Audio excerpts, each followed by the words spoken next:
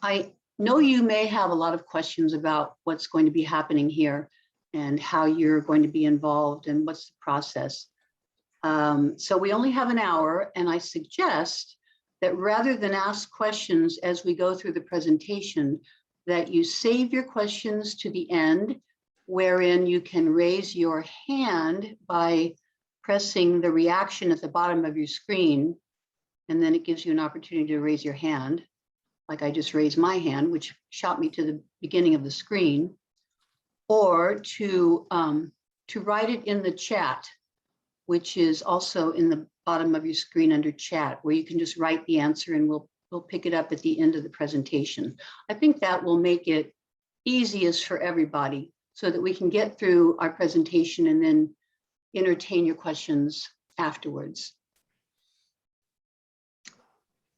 So with that, let me tell you a little bit about myself, and then I'm going to have my two team members introduce themselves. So again, my name's Jan Brannon. I retired from Grossmont High School District 5.5 years ago as Director of Human Resources.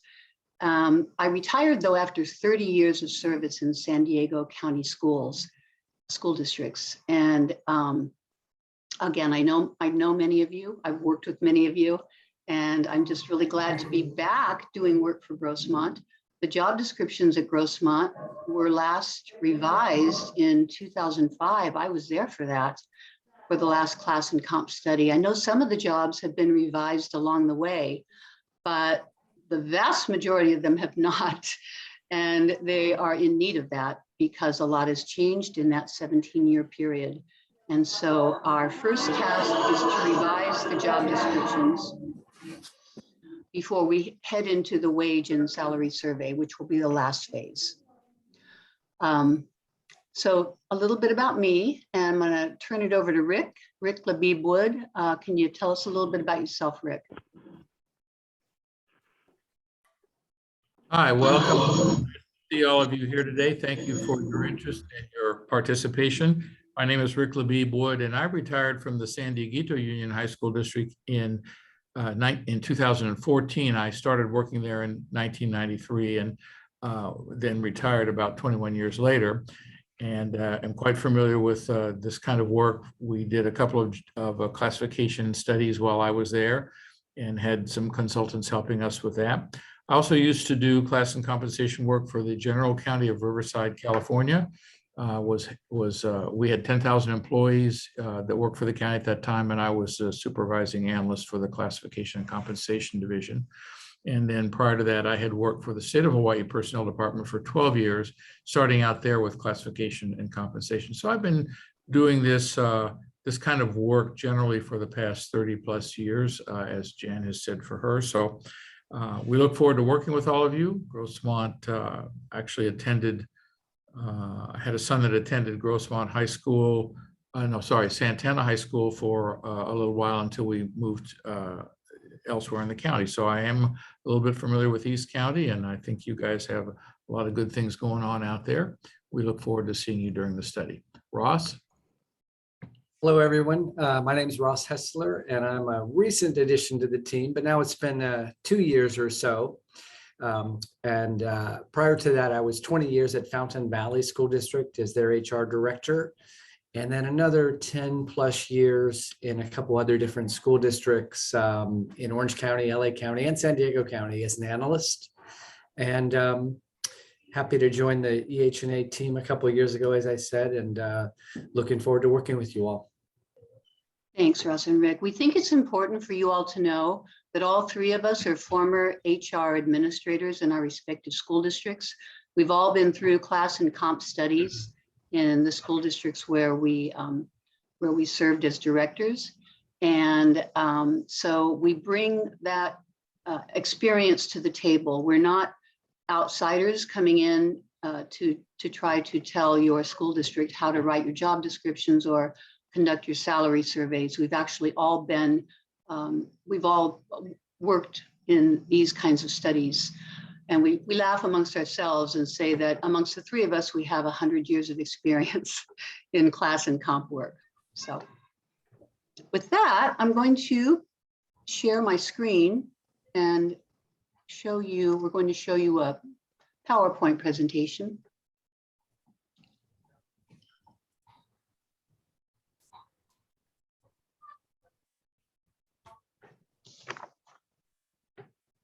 So briefly, what we will be covering today is who is EH&A and the study team for Grossmont. We've introduced ourselves, so you've met us that way.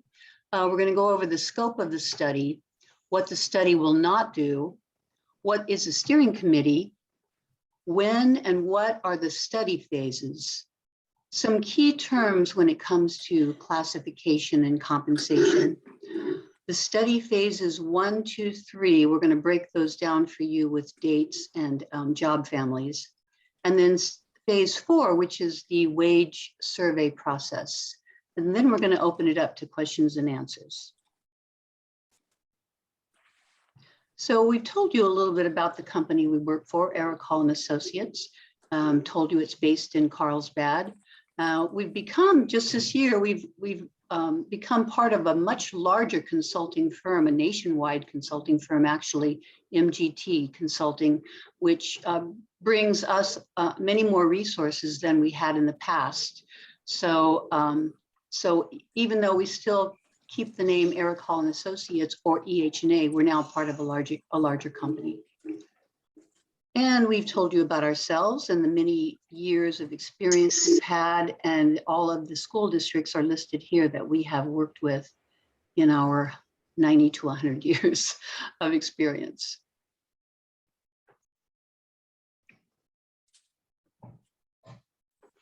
So Ross, why don't you take this slide? Sure, yeah, we'll be doing all the bargaining unit jobs, 128 or so currently being used, and that covers about 800 employees. We're looking for your participation to help us get data and understand your jobs better, and then confirm also the accuracy of any proposed updates that we're suggesting to the job descriptions.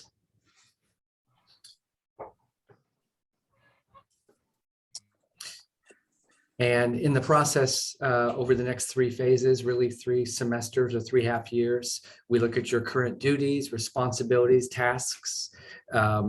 We recommend and do updates to job descriptions, and typically, jobs change over a bit of time. Sometimes they're minor, sometimes more involved. We do recommend new draft job classes if needed. We may also recommend combining of similar classes if that's appropriate, or deletion of classes that you're really not using any longer. Rick, you want to pick up the scope of study as it has to do with the wage survey process? Sure. During this, and this is the last phase of the study, phase 4, but during this phase, we do confirm with the district and the bargaining unit which districts we'll be using to compare. We also determine what is the target that you want us to gather the data on. We generally recommend the median, so we'll be working through that issue as we go along. We then look at the external markets that Grossmont and the bargaining unit have indicated they want us to gather data about. We look through that data to establish a market median for the different, that combines all of the jobs that we've looked at. And then we might recommend appropriate reallocation of classes to reflect those market median values as we gather that data. You look at and here's what the data generally looks like. We prepare a table that shows which districts it is and what the job title is that we found that matches the job in Grossmont, the benchmark job that we're taking a look at. We indicate some other identifying information about that district and its salary schedule. We identify the rate, the hourly wage rate for step 1 and for the top maximum step. And then we also look at a number that's halfway between those two in every district and use that as a comparison point and provide some additional information. At the bottom of this table, we indicate what is the average of that market data for all those jobs, and we indicate what is the median or the middle value. Half the jobs are above that value and half the jobs are below that value. And that's very quickly what the data looks like when we compile it and how we go about compiling it and using the districts. The last piece of the data book is a graph, and so that table that you just saw, we would then take that information and create this graph that makes it pretty quick to see. Here you can see that the market median is a little bit lower. The growth, example here, this is some made up data. The example here shows that Grossmont would be maybe approximately the same as the average going up on those two lines. So very easy to see what this information looks like, and we share that then with the committee and eventually report that information to the committee as a whole and eventually to the board. So we are so happy that so many participants are here today. I understand there's a great interest in the district to have these jobs studied and the salaries studied as well. But that also produces anxiety. There's a lot of anxiety that comes with a 2-year process that virtually touches every job in the CSEA bargaining unit. And so we want to assure you that there are certain things that you can allay your fears about, because these things we will not be doing. We will not be evaluating you or your job performance. We're not going to recommend a decrease in your salary or change your work hours or your work calendar or your work site. And we're certainly not going to recommend employee layoffs. None of those things are in our scope of service. We are here to do good. We're here to study your job description and bring it up to the modern day. We'll bring it current so that when we go out and look at your job in comparison with other jobs in your vicinity, we are able to match the job at Grossmont with the job at other districts so that we come up with the best salary survey. Because I know that's probably what you're all really interested in, is how is it going to increase your salary? What is that going to look like? That's always the most important thing for employees. I certainly understand that. But we have to get through the job study process first. We have to make sure that the job descriptions are correct, accurate, up to date. So just a few things that we're not going to be doing. Although we do sometimes hear things on questionnaires from employees, things that they're not happy about in terms of work hours or work calendars. We usually pass that information on to HR admin, but we're not here to act on that. So there is a steering committee that's been formed at Grossmont that we have met with once and that we will continue to meet with through the 2 years of the study. It's a small group of individuals, including CSEA members and management staff, who often meet to review the steps, the documents, and the other factors in the study. We get our guidance from the steering committee.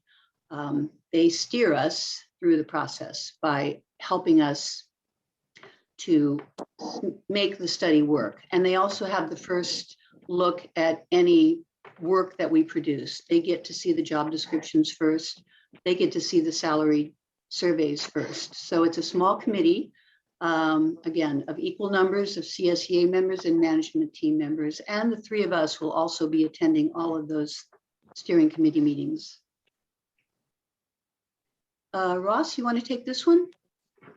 Yes, we're looking at the a revised version of the study here. We're in on November already, and we're really just getting started. So we'll have some updates to those times. And as it says at the top there, those dates are approximate. They can change a little bit over time. But yeah, as we're beginning phase 1 now and starting to collect information from you all, your first group is 47 job classes or so in these areas, listed below about 194 employees. So phase 1, as we're beginning, will take us really through into next year. And then phase 2 begins where phase 1 leaves off. And we kind of continue on with, as I think I said earlier, a semester at a time. Each phase taking about that long. We have pretty equal sized groups. So you can see in phase 2, 33 job classes, and then 46 job classes in each of the 3. So they're similarly sized, even though, as you can see in phase 3, that employee group is much bigger with food services and transportation. That's a large group of 503 employees. And then we introduced briefly phase 4. That's the wage survey that Rick talked about, where we're really then looking, after we've gathered all the data and had final job descriptions agreed upon, then we're looking at comparing accurate, up-to-date job descriptions. And so phase 1 includes accounting, clerical, educational technology services, secretarial, and district translator interpreter jobs. So that's the first phase that we're entering into. And then phase 2 are the specialized classes. And then phase 3, as Ross mentioned, our food services instructional series. This will be all of the instructional assistance, maintenance, warehouse, transportation. So Rick, take us through these key terms. Sure. Their classification work and compensation work is not something that most employees regularly encounter in their careers. And so I want to just mention a few of these terms that you may be hearing about in the weeks and months ahead. So a class or classification, also sometimes called a job class. This is when there are one or more positions that are sufficiently similar in duties and responsibilities that they belong under a single descriptive job description, a single title that applies to all those positions. Some example might be admin assistant 1 or an SST. That's what the class refers to. When we classify, or when any organization classifies jobs, that's the process of identifying positions based on their duties and responsibilities and assigning those positions when they have similar duties and responsibilities to a single class where the title and the pay range are all the same. Reclassification is an existing position, but it looks like the duties and responsibilities probably belong in a different class. Something's changed, it's not the right class anymore, and so they need to be reclassified and placed in a different class, or perhaps there's a new title that needs to be given to that group of classes. A job class retitle, a little bit different than a reclassification. The duties and responsibilities are still pretty much the same. They haven't really changed a lot, but maybe standards, industry terminology, or familiarity has changed. Like, so the title has changed, but it's still going to be the same job. But it'll make it perhaps easier for HR to recruit, or other organizations choose a different title commonly. And that way it makes it easier for Grossmont and people who want to come to work for Grossmont to understand what the job might be. So that's a retitle. Then there's some additional terms that I can go through very quickly. Allocation is a term that says when you place a job class on an appropriate salary range, you allocate the job class to that range. If you allocate a position to a class, you're saying, okay, based on the duties and responsibilities that are found to be assigned to this position, we'll allocate it to a certain job class. Reallocation is a little different. That's again where you place the salary range different. You have a job, it's been allocated for a number of years at one salary range. Maybe we do a survey, like we're going to do with this job, and we find out that it should be at a lower salary range or a higher salary range.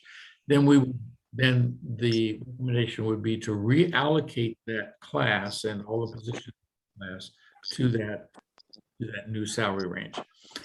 Typically, employees don't lose pay in the cases where something has become less, but in cases where more duties have been assigned, not just more of the same duties, but really a different level of duties, then that would be a reallocation to a higher salary range. You'll hear the term median or median of the market. This is where we do the salary survey. We look at all the jobs that market that we're looking at, what jobs have we found that match the Grossmont jobs? And then what is the hourly pay rate? Line them all up at the bottom, and then indicate what is the median value, that value which is in the middle of all those jobs, so that half the jobs are higher than that value and half the jobs are lower. It's a useful target when we're looking at external comparisons to set competitive pay rates. Thank you for your attention. I hope you're all still awake after that. Okay. So Ross, why don't you take us through the steps of the phases, because phase one employees are going to launch right into these steps in the next week or so. Now we'll get you busy right away. We'll ask you to do job analysis questionnaires. We usually give 2 to 3 weeks for that. I know we're, of course, heading right into a holiday here, but we can talk a little bit more about the specific timeline. But basically, what you're doing is telling us details of your job, both what you do and what you need to know and be able to do to perform those duties.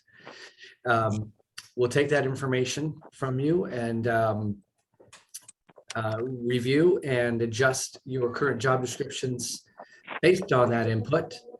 As Jen mentioned, we do have the steering committee involved in reviewing that first draft, giving us some feedback. We may make some changes there and then turn it back over to you and the supervisors to give us more feedback. Hopefully we've got it pretty much right, but generally there's some more tweaking to be done from that first draft. We then have that final draft that the steering committee also gets a look at. And then we're preparing written reports on an ongoing basis with our findings and recommendations at each of the 3 phases. And Rick, take the wage process again. Sure. Just very quickly to reiterate this, we survey the market. So we contact all the comparable agencies.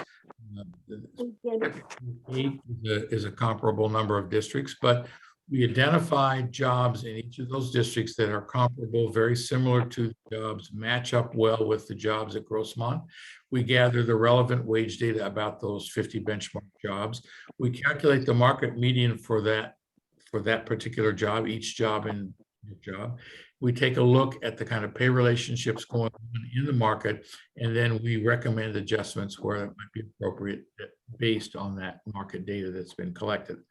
We also prepare a comprehensive report of findings and recommendations at the end. There's been some report on findings and recommendations during the 3 job description update and classification phases, and now there's a final report that includes the wage survey data and what effect or what impact we think that might be having on the jobs at Grossmont. Thanks again for your time. Thank you. So we know you're ready to go and you're looking forward to what's next. So remember, you as employees are the most important step in the study. You have the key that we need to understand what you do, because that's really what we're looking for while we're revising the job descriptions is what are you doing on the job? How is it different than how your job description is written? We want to rehaul that job description, make it so that it tells what you do in real time on a daily, monthly, annual basis, the knowledge, skills, and abilities that are required to perform that job, the education and experience that are required. And then we look at several other sections, including working conditions and the basic purpose statement of the job. So again, though, we rely on you, we really need your help, because without you, we really can't do our job. So when those questionnaires come out, we're really relying on you to take the time to fill them out. And they're 4-page questionnaires. They touch on a lot of different subjects. But we really need for you to participate in the study. So this week or next, you'll be receiving a packet, I believe, correct me if I'm wrong, Randy or Dion, you'll be receiving a packet via email, and I believe hard copies will also be available and could be sent to sites if you need them. But I think in this first phase with accounting, secretarial, clerical, ed tech services, and translator interpreters, probably most of you work on your computer on a regular basis, so it will be easiest for you to receive your packets via email. Your packet will include the questionnaire, a set of instructions for you on how to proceed, and a copy of your current job description so that you can take a look at your current job description while you're responding to the questionnaire. Oh, it says that here. You'll have 2 weeks to complete the packet. That's what we recommend. But if we're heading into the holidays, we'll want to make sure that those 2 weeks do not include holidays. So we're asking you to complete your packet, keep a copy for yourself, send your completed packet to HR. And then when you receive your updated job description draft, we're relying on you to review that, give us additional input if any is needed. And additionally, you're welcome to attach anything else to the questionnaire that you have that you think might be important for us to know. So we're looking for everything that you can give us. We're really looking for a packet that you return to us that will tell your story. And that's the end of our presentation. So now we're ready for your questions. And I'm going to stop sharing my screen so that you can raise your hands. And I see in the chat that Randy says that we will send out the questionnaires surveys this week. So thanks, Randy. And those will go via email. Is that correct? Electronic? Yep, that's correct. Yeah, thanks. Okay, so I know you have questions. I know you're just dying to ask us. And we're here to respond to the best of our ability. Was that Cynthia? Yes, hi. Hi. So if next week is a holiday, will that give us the following week, at the end of the following week? That's correct. Yeah, so we'll Longer. encourage Randy and Dion to make the 2 weeks from whenever it gets sent out to 10 business days after that. So we'll jump over the holidays because we want to make sure you don't have to do this during your holiday period. So yes. I have one more question. So at the end of the 2-year phase, even though we're sending all of this information now, there won't be any changes or reclassification or whatever you guys are doing till the end of those 2 years. That's right. There will be no salary changes until the end of the 2-year process. Okay. We don't want to have the situation where the first group gets their salaries increased, say, before the other groups do. So we think it works best to conduct all of the job description revisions first, then launch into the salary survey all at once, so that all of the salary information comes out at the same time. Thank you. Thank you. Peggy. Hi, Peggy. I think you're muted. Yeah. So I had 2 questions. I see in my job category, there's only 2 of us, but will everybody receive these questionnaires, or only the 2 of us that are in this meeting? Oh, everybody. What's your classification, Peggy? Administrative Assistant 3. Okay. Yes, all Administrative Assistant 3s will receive the questionnaire packet. Yeah, you don't have to be here at the meeting to qualify. Thank you. Thank you. Jen?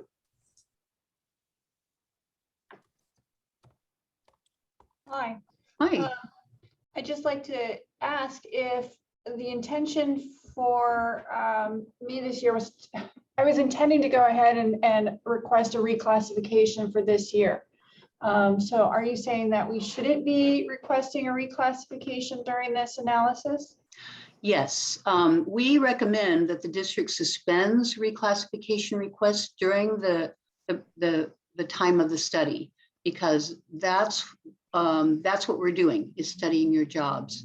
I don't know, Randy, if you have signed a side letter with CA to that effect, or a memo of understanding, or if there's just an written agreement, but that's our recommendation from EH&A, is that the district withholds any reclassification requests during the term of the study. However, Jen, if you have put together information for your reclassification request, I'd love if you'd send that to us, because that's the kind of stuff we're really looking for. Jan, I can add some yes, clarity please. to that Yeah. last piece. We talked actually extensively with CSEA about that very issue of delaying reclassifications. And what we came up with was anybody that would do a reclass for next year wouldn't be, even if there was, even if we determined at the end of the reclassification process that we would elevate their salary in range, it wouldn't take effect till July 1 of 2022, regardless of what they put in for next year. For the group in the subsequent year, we agreed that if any groups at the end of this study are elevated in range, that we'd retro it back to July 1 of 2022. Nice. Thanks, Jen. Good question. Let's see. I see a question in the chat. Will there be a retroactive pay if the job description changes and it's reclassified to a higher pay range? I just answered that. Yeah. Okay. Good. Did that answer your question, Denise? Okay. Hopefully so. Yes, thank you. Oh, good. So, sorry, just to be sure, regarding that same question, it will be only retroactive until July the 1st, 2022, not before that, correct? That's correct, because any reclassifications, we have settled all reclassifications from last year already. So anything that would come forward in the normal process of 2022 that would come forward, because they closed at the end of March of 2022, those positions, even if they're reclassed at that time through that study next year, which is the next phase coming up, they wouldn't be, their salaries wouldn't change until July 1 of 2022 regardless.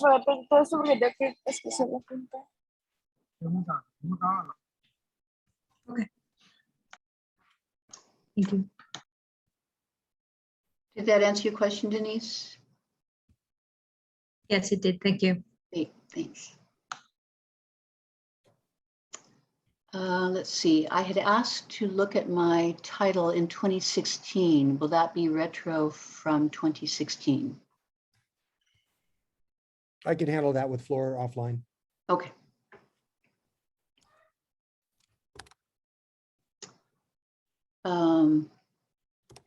Other questions?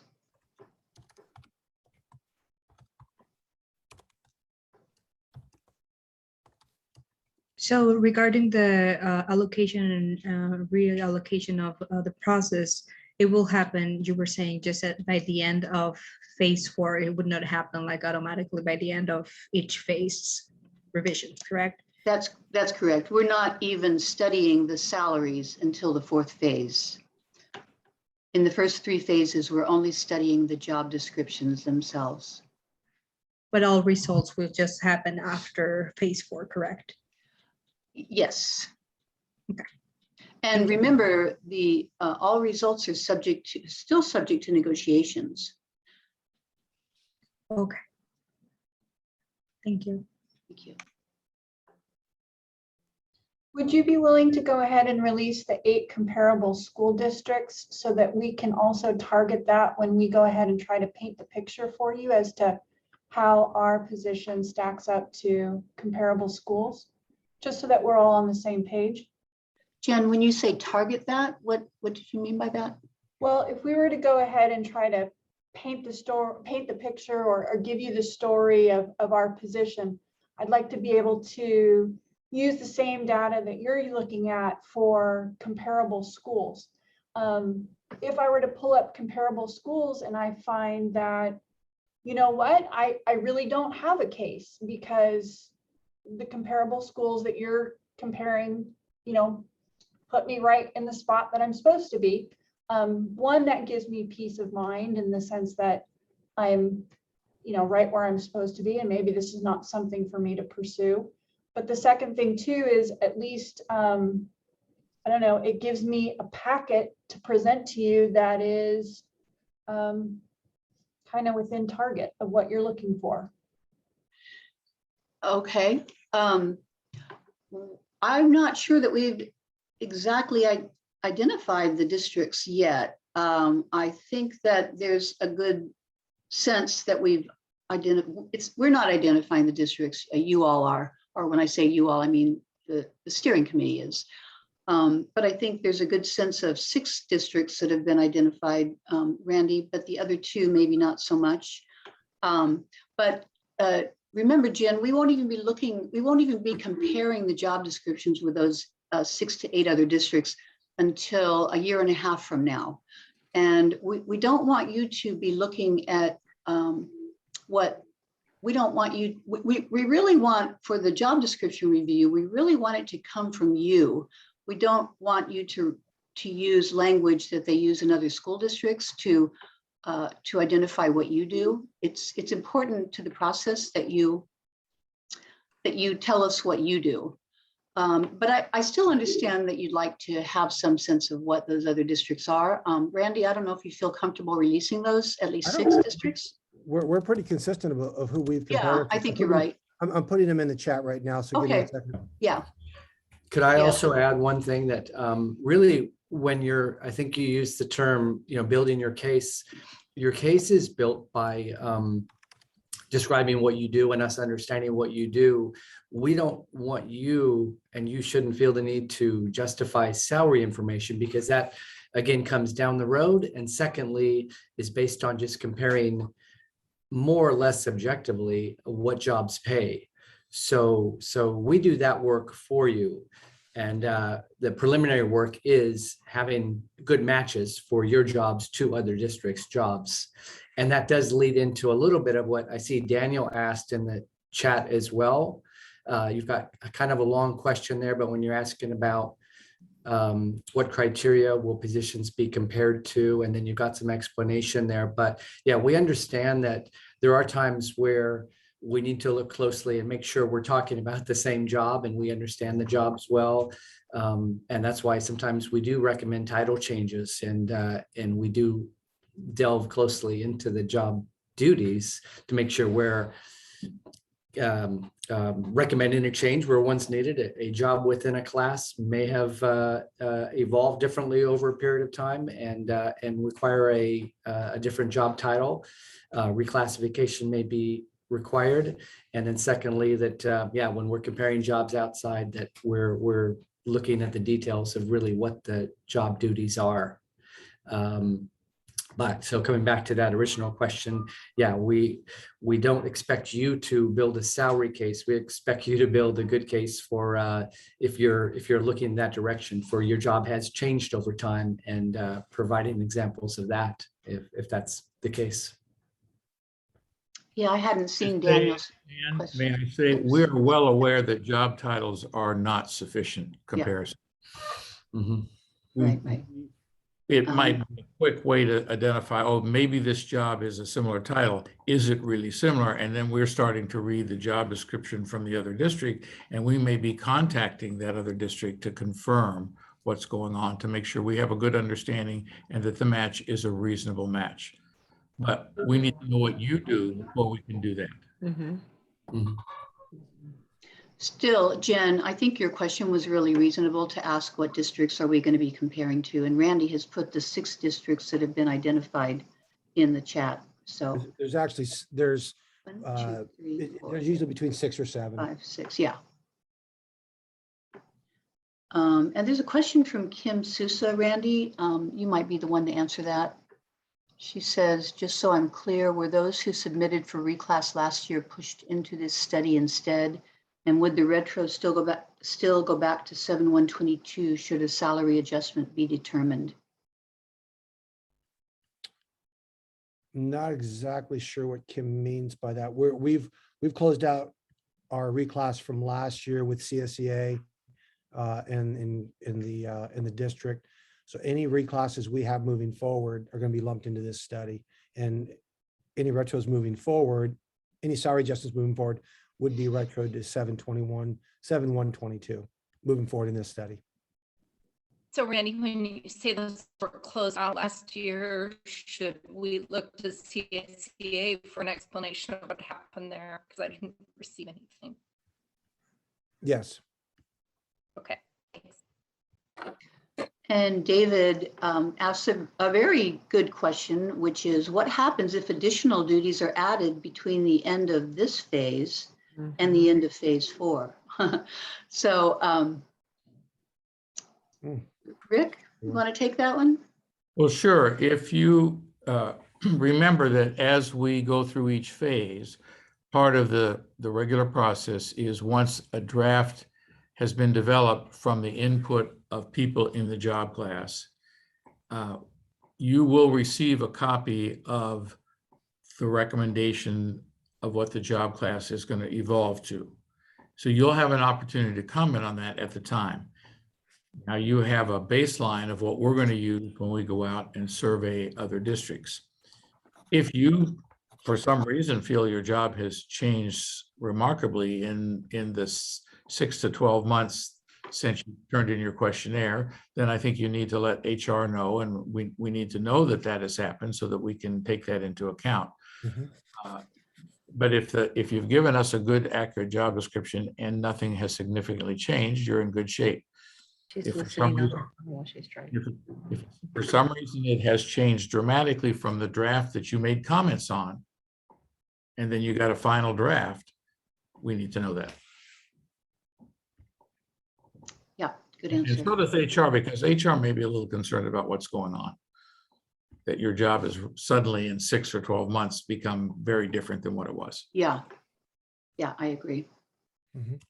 These are great questions. Keep them coming. Who's next? I have a question. Cynthia? Again, sorry. Okay. Are the reclassifications, is that on an individual basis, or is that like all of us who are administrative clerks? If anybody gets a raise now, everybody does. But if they reclassify, is that for an individual or? So it can be an individual or it can be a whole class. So we do sometimes find during these studies that that 1 or 2 people in the classification are doing something very different than the others in the class. And then, so we will recommend in the study that 1 or 2 people be reclassified to another classification. Or we might find that the whole class, the whole classification needs to be revised. Well, we are going to be doing that. And so then when we revise it based on what you tell us you really do, and we take it out to study the jobs in the other districts, we'll find that maybe there's not a match for that job. We have to look at a different kind of job. So it's there's all kinds of various ways that can work. I'm not sure if I described that very well. Rick or Ross, do you have any more to add to that? Actually, Jan, can I jump in on that for a second? Sure. So I think it's a good question. And I think we all know that, any particular job that we have where there's multiple people in the same position, that we all do different things. And so to say that an admin assistant 3 at one school does the exact same duties as an admin assistant at another school, we all know that we do different things and at different levels and different rates of pace of time. However, having said that, so I think, Jan, where you were spot on is if there is an individual in a particular class, and I'll go back to the admin assistant 3s. If there is one of them in that group that is so far out, Right. based on what they're doing, then that's a different job. Yeah. Right. We need to find a new job for that individual if it's that far outside of the scope of what their job description is, because otherwise we are absolutely going to bring them all as a group. There won't be 3 admin assistants 3 at range 49 No. and then the rest of them at range 47. That does not happen. No. All of admin assistant 3s, I'm using that as an example. Yeah. They will all be the same exact range unless one just has a different job. And for some reason, Exactly. they will have to deal with that. That's right. Thank you for that explanation. And my last question is for, after the phase 2, does this get run through CSEA? Do they make the final decision, or who makes the final decision if there is an increase or not an increase or reclassification? So again, it goes to negotiations. It'll go to the negotiating table for that approval decision. But the good news is we've got CSEA at our steering committee table throughout the process. And so they look at everything we do before we do it, or before you see it. And so they're well aware of, they won't be surprised at the end of the study. They will know, they will already have the reports as they've come along. And at the end of the study, at the end of the salary survey, they will get to see all the surveys before you do or the board does. So they'll be well aware of what changes are being looked at. But it's still, there still has to be approvals at the negotiating table on both sides before anything can go forward. Thank you very much. Randy, I have a question to make sure I have this correct in mind. This is Rick. Do the questionnaires go directly from the employee to HR to us without going through the supervisor? They go directly to, I do not believe we have the supervisor involved in our process. Right. No, it goes directly to HR. HR then collects them and forwards them immediately to you, because what we don't want to have happen is the supervisor come in and go, no, that's not what it, Yep. This is your study. And you know, we really want to keep true to the form of the work that you do. Trust me, if an employee fills out the study and once it's reviewed, because by the way, HR is going to be involved, and when we say HR, it's, you know, it's Lauren Whitaker and I are on the team. We have a principal that is on the team. We have another management personnel that's on the team. So, you know, we've been around long enough to know, you know, pretty much what most of our jobs are to some extent, right? We never quite know everything that you guys do, let's be honest. But there's those checks and balances. I also want to let you know that part of the, when we talk about the steering committee, CSEA has a fairly large leadership team with lots of different positions being represented on that leadership team. We have agreed that as the different phases go in and out, different members of that steering committee will then pop in to be a representative in that phase. So for example, if we have, you know, the first phase of the first 4 people of the steering committee may not involve somebody that might be classified employees from adult ed or something like that. I don't know, I'm just thinking outside the box, that might not be in that group. But in the phase 2, where we have specialized classes, CSEA might have somebody on their leadership team that is from a specialized class and can better represent that group in the steering committee. So we've been as flexible as we can to try to give as the best input from your bargaining groups as possible. Right. Thanks, Randy. Good point.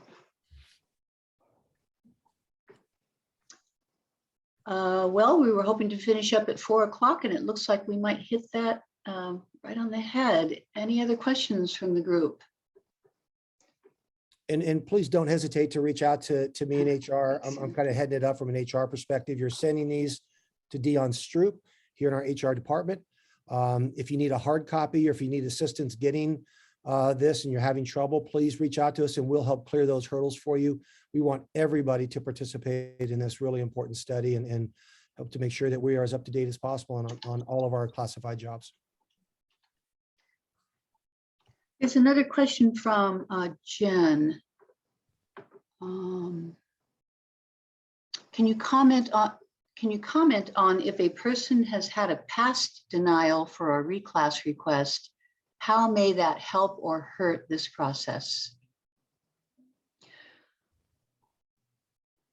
Well, it may be helpful because that means you've got documentation for having submitted a reclass request before, and we would encourage you to send that to us because that's something you've already thought a lot about and put together, and you have it available.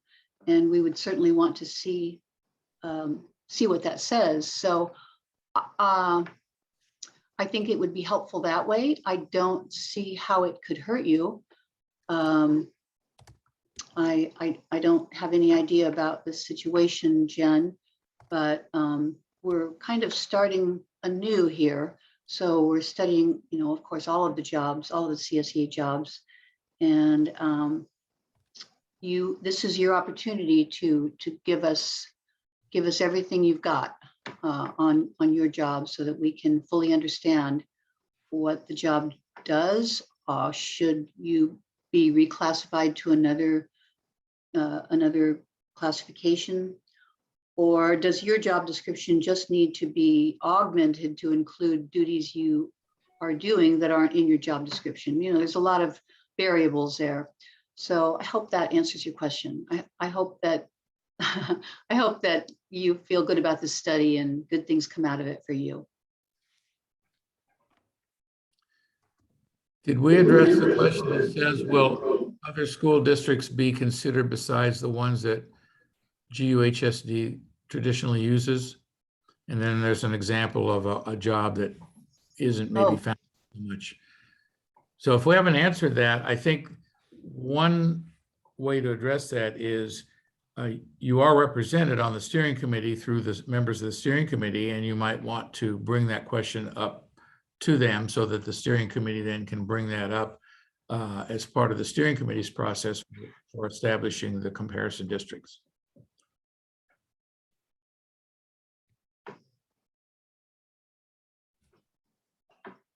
And that's the last question I see in the chat, but I didn't think we'd addressed that previously. Yeah, no, we hadn't. Thanks, Rick. Yeah. Well, you've been a great audience today. It's been so good to see so many familiar faces, and I was really looking forward to this meeting. We've recorded the meeting, and I'll send that to Dion so she can put it on the website or send it out to those who weren't here or whoever would like a copy of it. And off we go. We're launching. Randy, we're finally doing this. Thank you, guys. Appreciate We're you going to being make it here. happen. And once again, let us know if we can help you through the process. Yes. Thank you so much, everybody. Again, so good to see you. Thanks. Thank you. Thank you. Bye-bye now. Have a good week.